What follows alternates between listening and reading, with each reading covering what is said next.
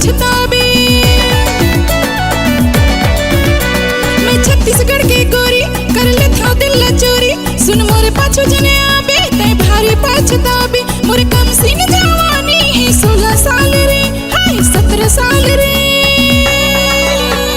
गोरी तोर चुनरी है लाल लाल रे, गोरी तोर चुनरी है लाल लाल रे, सड़क में चलथस कमाल चाल रे।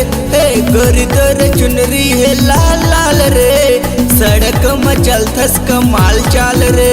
मोरे कम सिंह जवानी है 16 साल रे, हाय 17 साल रे। गोरी तोर चुनरी है लाल लाल रे, गोरी तोर चुनरी है लाल लाल रे, सड़क में चलथस कमाल चाल रे, कमाल चाल रे।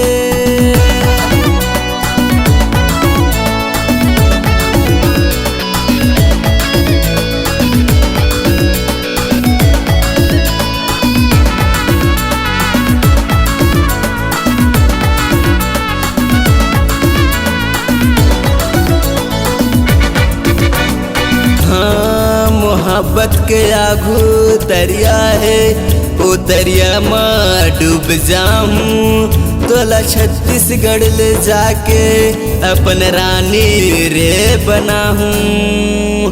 सुन तो जाने जाना मैं तोरे हाँ दीवाना, तोला कहूँ नहीं है जाना काबर कर थस बहाना। सुन तो जाने जाना मैं तोरे हाँ दीवाना, तोला कहूँ नहीं है जाना काबर कर थस बहाना। मैं तो जाना था तोरा तोरे सब चाल रे। गोरी तोर चुनरी है लाल लाल रे, गोरी तोर चुनरी है लाल लाल रे, सड़क में चलथस कमाल चाल रे। हे गोरी तोर चुनरी है लाल लाल रे, सड़क में चलथस कमाल चाल रे।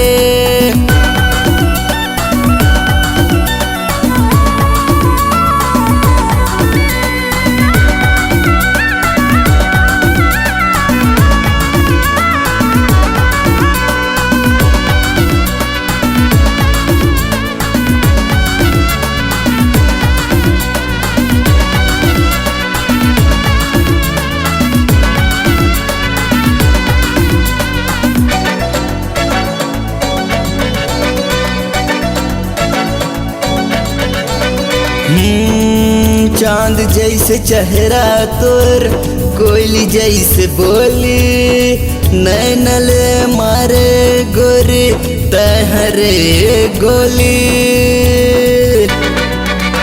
तोर उम्र 16 साल, तोर नागिन जैसे चाल, तोर गोरा गोरा गाल मोर करे बुरा हाल।